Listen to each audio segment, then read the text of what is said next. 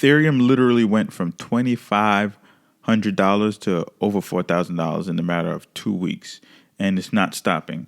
There's experts saying that it's going to 5,000 and then 10,000, and then there's some estimates that saying it's going to $27,000. That's insane. That's crazy. Now, there's been a lot of hype about Ethereum. A lot of people have been talking about Ethereum on their platforms, but a lot of people don't actually know what Ethereum is, what it does, what's the purpose.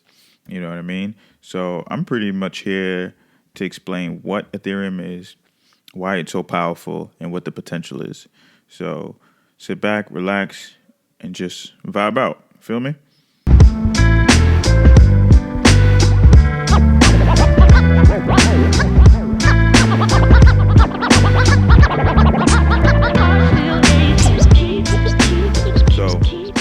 Pretty much Ethereum is a decentralized open source blockchain system that features its own cryptocurrency called Ether. So before I explain to you guys what blockchain is, it's the technology that powers Bitcoin and cryptocurrency. So it's pretty much like a digital ledger or digital distributed ledger. As far as what decentralized means, it pretty much means there's no central authority. So there's no core team that runs the Ethereum. Even though there's a CEO or creator of the Ethereum network, it's still an open source platform. So pretty much Ethereum is a platform that birthed a lot of different coins. Ethereum created what they call smart contracts, and they also have a protocol called ERC20, which creates the coins. And there's different protocols. It might be going over your head, but follow along, and after a while you'll be able to piece everything together and make sense of what's going on with Ethereum. So it's a platform that allows people to create dApps. dApps are decentralized applications. So it's a developer's platform. A lot of people say that it's Web 3.0, so it's the next version of the internet. People say that it's digital money, it's programmable money. Like, this is the real digital programmable money. Ethereum pretty much changed the game when it introduced smart contracts. Now, Ethereum was first put together in a white paper in 2013 by a child prodigy, as we call it, like the golden child of crypto, Vitalik Buterin.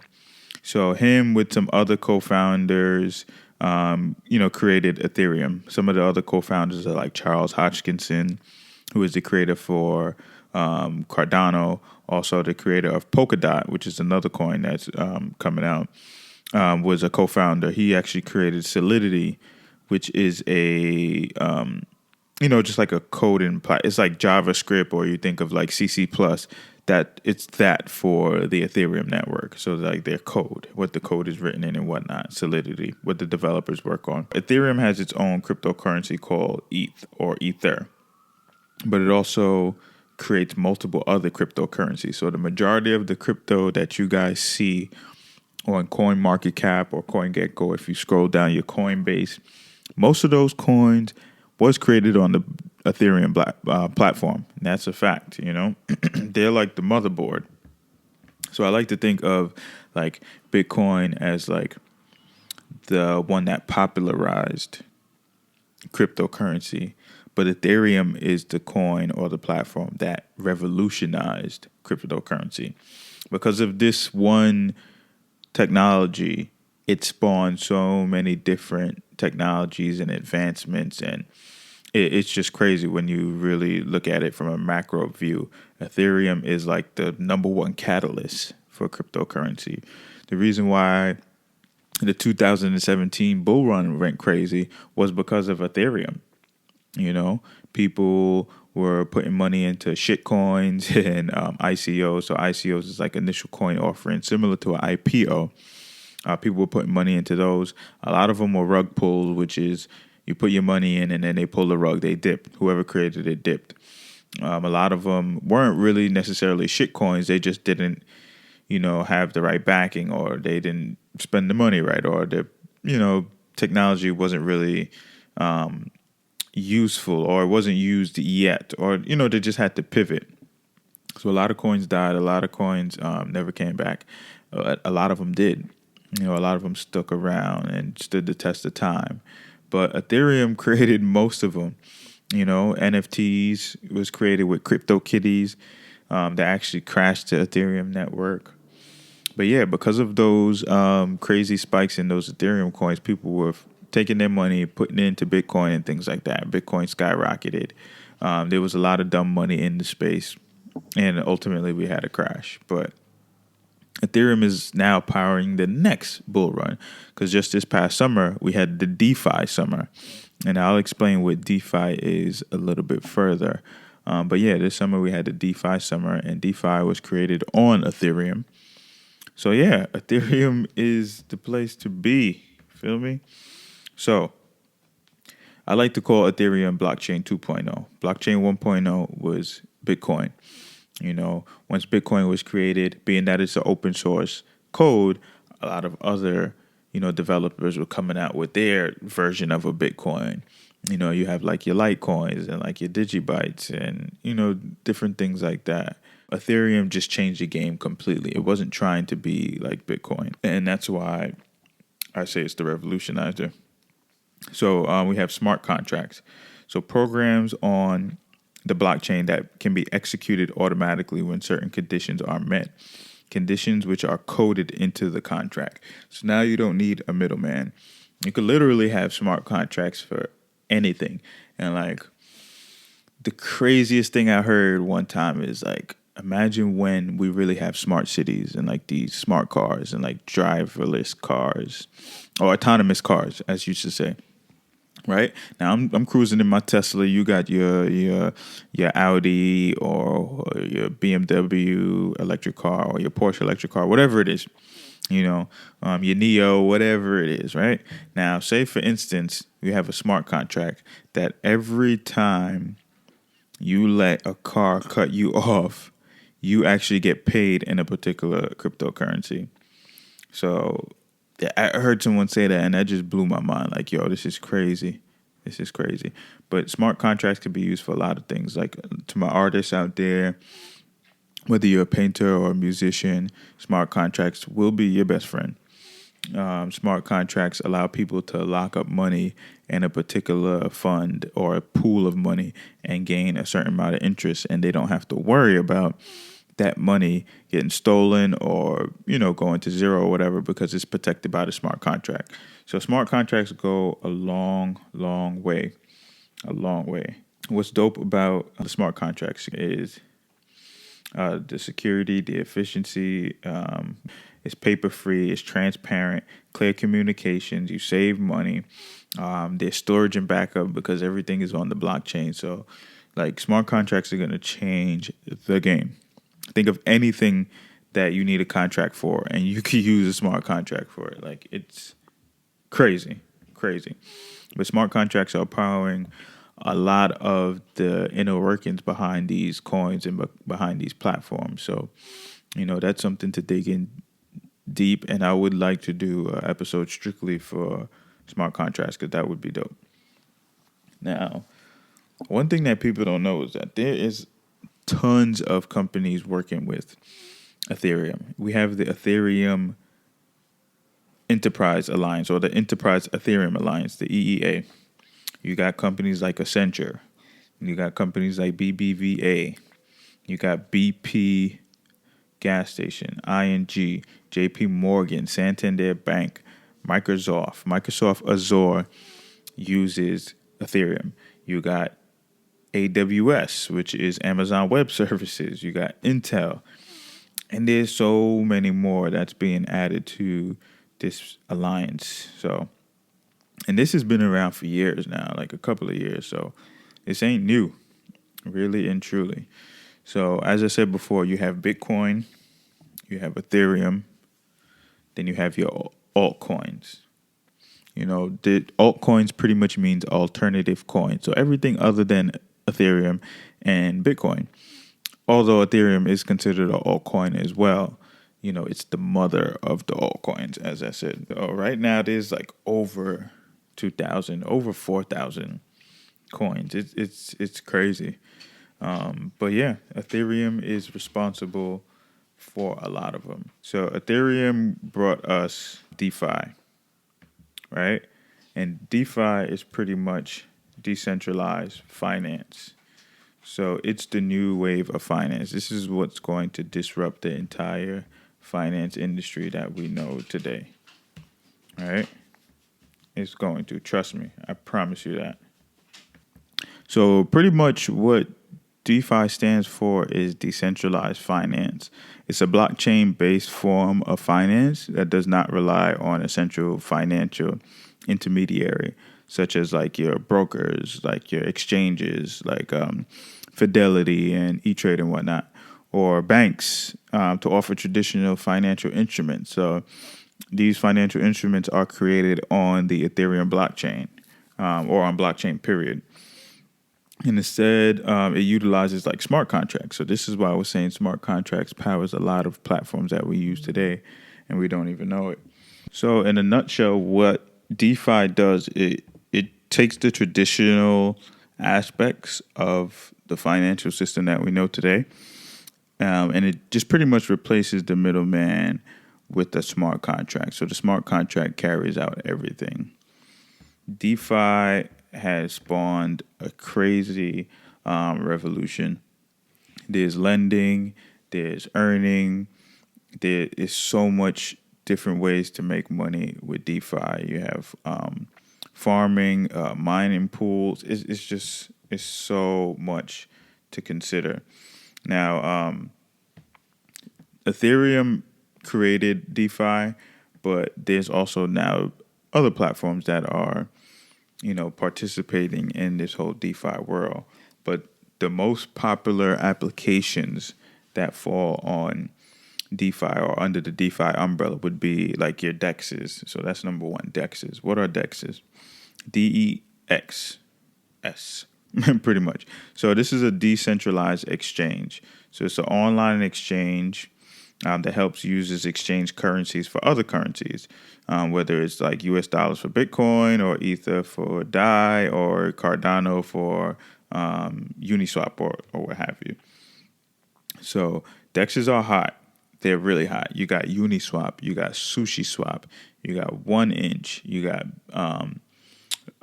Pancake Swap, you got QuickSwap, which just skyrocketed. QuickSwap went crazy recently. So yeah, DEXs are like a whole new game when it comes to trading. So there's SEX and DEX. So SEX or CEX would be a centralized exchange, which would be like a Coinbase, a Gemini, and then a DEX would be like your Uniswap, SushiSwaps, and things like that. Rule of thumb, anything that has swap next to it is probably a DEX. Now, you have the creation of stable coins. So USDC is a stable coin that's on Coinbase. It's pegged to the US dollar, and that particular coin was made on the Ethereum blockchain. So when you send that coin, you're actually using Ethereum fees or gas fees. So there's something people don't really know or see because it's in the back, like the inner workings of the crypto exchanges. But stable coins like DAI have also been created on Ethereum. So DAI is actually a part of the whole Maker system, Maker DAO. DAO stands for Decentralized Autonomous Organization. So pretty much no one's running the organization. It's just like a big money pool or money market. And DAI spawned from that, which is a stable coin. And you could actually earn a lot of interest on DAI as well for staking it. You have lending platforms, like I was telling you. So these platforms use smart contracts to replace intermediaries such as the banks that manage lending in the middle. All right.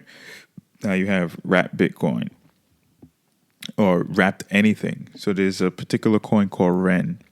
REN specializes in wrapping other coins that can't operate on the Ethereum network. So it's a way of sending Bitcoin to Ethereum's network so that Bitcoin can be used directly in Ethereum's DeFi system. Because when DeFi was created, it wasn't necessarily created with Bitcoin in mind or based on the code because the blockchains are separate. So REN is like the bridge between Bitcoin and Ethereum, which is really dope. Then you actually have prediction markets. So markets for betting on the outcome of future events, such as elections. The goal of DeFi versions of prediction markets is to offer the same functionality, but without the intermediaries. So yeah, DeFi is crazy. Like I said, there's yield farming. So for knowledgeable traders who are willing to take a risk, there's yield farming. So you pretty much, this is where users scan through various DeFi tokens in search of opportunities for larger returns, which is really dope. Next is liquidity mining. So DeFi applications entice users to their platform by giving them free tokens. This has been the buzziest form of yield farming yet. So like when I go to Uniswap, I have to provide some liquidity. So that pretty much means I put in some Ethereum on their particular network. And then like they've been sending out airdrops. Like there was a crazy airdrop for Uniswap last year. And like that was like a free $1,600. And at that point, Uniswap was not even $13, and now it's above $20. So it's crazy. There's so much more when it comes to DeFi. Like we could be here all day talking about DeFi, but pretty much the value is locked up in in Ethereum DeFi projects, and it's pretty much been exploding. Like there's this website called DeFi Plus, and if you look at DeFi Plus, it will tell you all the liquidity and the total value that's locked up in Bitcoin. In DeFi. Sorry. So right now there's 85 billion in US dollar that's locked up in these DeFi projects, and these DeFi projects. Maker is like the number one, as I said. That's like the layer one of DeFi.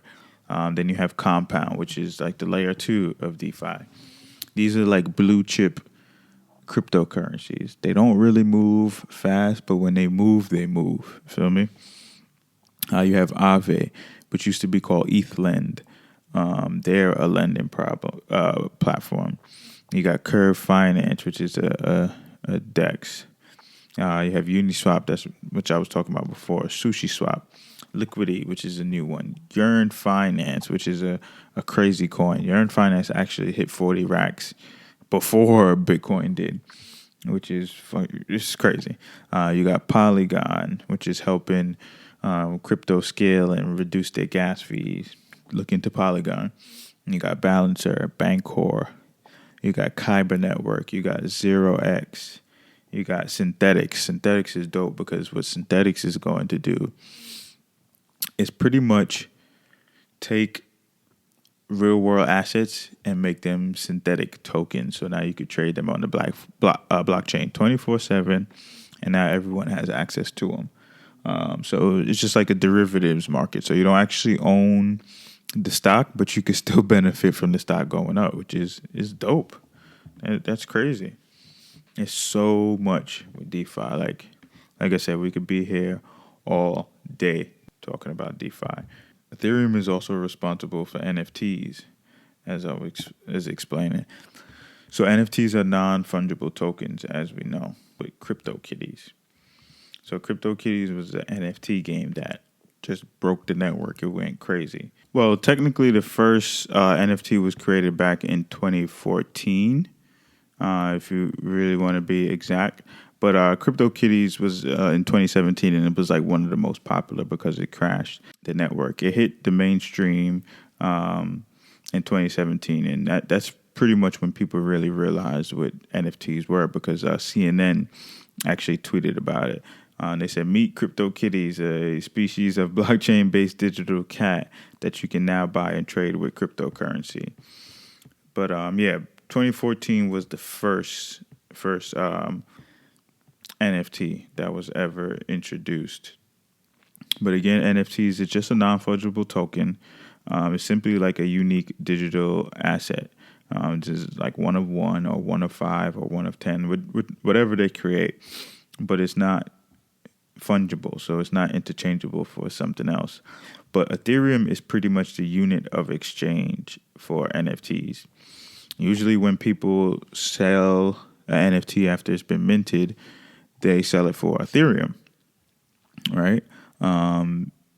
Ethereum is pretty much the settlement layer. That's where everything gets settled. It's the money platform. Like I said, it's programmable money. With smart contracts, you could program money. With DeFi, you can program money. With this lending, we're getting more percentage than we are getting from our banks. So Ethereum is changing the world. It's disrupting traditional finance. Finance 1.0 is flipped on top of its head right now because of Ethereum. So keep your eyes on Ethereum, because the next stop is 5 racks. Once it hits 5,000, there's no telling where it's going to go from there. Like I said, experts saying that it's going to 10. Some experts say that it's even going to 27,000 in this bull run. And I don't see the bull run ending anytime soon this year. I feel like this bull run is going to go through this year into 2022, because so much people are getting hype about Doge and Shiba and SafeMoon and whatnot. And it's, crypto's in a great space right now. So this is it for the Ethereum episode. We'll get into Ethereum a little bit more, but I'm signing out later.